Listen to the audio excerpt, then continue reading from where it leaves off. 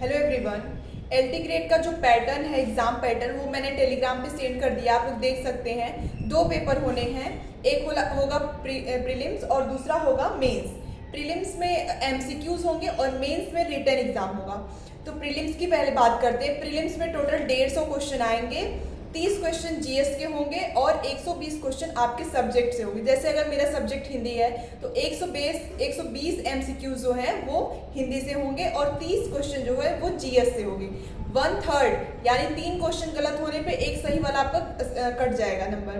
तो इसलिए 1/3 उसमें माइनस मार्किंग है और टोटल 2 घंटे का समय है और टोटल नंबर है 300। 150 क्वेश्चन है, 300 नंबर मिलेगा आपको। एक क्वेश्चन पे 2 नंबर। ठीक है, ये क्लियर हो गया फर्स्ट पेपर प्रीलिम्स का। फिर दूसरा है मेंस। मेंस में रिटन एग्जाम होगा। टोटल 20 क्वेश्चन होंगे। 10 और 10 दो पार्ट्स में डिवाइड होंगे। 10 जो क्वेश्चन होंगे वो 125 शब्दों में लिखना होगा आपको। एक जैसे हम एग्जाम देते थे तो आता था ना, जो विस्तृत उत्तरीय प्रश्न होता था कि इसका 500 वर्डों में व्याख्या करो या 500 शब्दों में इसका उत्तर लिखना है। जब हम ग्रेजुएशन करते थे या 12th में रहते थे ऐसे आता था। वैसे ही जो मेंस है वो 2 पार्ट में डिवाइड है। 10 प्रश्न जो है वो 125 शब्दों में लिखना है और जो बाकी के 10 प्रश्न है वो 200 शब्दों में लिखना है। समझ आया? और टोटल 3 घंटे का टाइमिंग है और इस हिसाब से आप उसको डिवाइड करके वो सिर्फ आपके सब्जेक्ट से ही आएगा। टोटल दोनों जो 20 क्वेश्चन है वो आपके सब्जेक्ट से ही आएगा, अगर जीएस वीएस नहीं आएगा।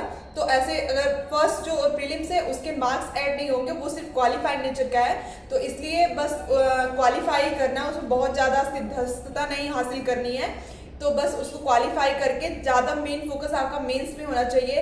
और जिनका भी सब्जेक्ट हिंदी है, जिनका भी कॉम्बिनेशन बन रहा है, उनके लिए मैंने टेलीग्राम पे सेंड कर दिया कि हिंदी में कौन कौन सा टॉपिक आएगा। रीतिकाल, भक्तिकाल, आधुनिक काल, छायावाद, द्विवेदी युग, ऐसे करके वहाँ पे टॉपिक वाइज दिया है। मैंने टेलीग्राम पे कल ही सेंड कर दिया था या आज सेंड कर दिया है, आप लोग वहाँ से देख सकते हैं। और कॉम्बिनेशन के लिए बहुत सारे लोगों ने मैसेज किया था, अरे कमेंट किया था। तो उसमें मैं बता दूं कि अगर आपका सब्जेक्ट हिंदी है तो आपका ग्रेजुएशन में संस्कृत भी होना चाहिए उसके साथ। हिंदी 3 साल होनी चाहिए और संस्कृत 2 साल, लास्ट में छोड़ देते हैं, बट संस्कृत होना चाहिए।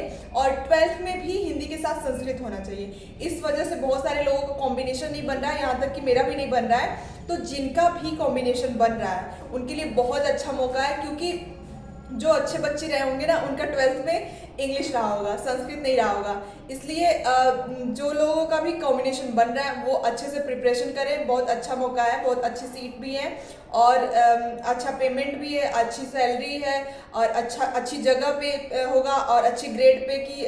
सबसे मेन बात तो यही है कि अच्छी पेमेंट मिलेगी और इससे मोटिवेशन आपको मिल सकता है कि आप अच्छे से इसकी तैयारी करिए। बहुत सारे लोग जो जिनका कॉम्बिनेशन नहीं बन रहा वो ऑलरेडी बाहर हो चुके हैं। तो आप लोग ऐसे करके बाकी जो भी होगा सब्जेक्ट रिलेटेड वीडियोस इससे या फिर कैसे एग्जाम होगा, क्या करना है, वो मैं भेजती रहूँगी। टेलीग्राम आप ज्वाइन कर लीजिए, उसमें मैं सारी चीज़ें देती रहूँगी। सिर्फ हिंदी का नहीं, और भी सब्जेक्ट का अगर मुझे मिलेगा तो मैं सेंड कर दूँगी। Thank you so much.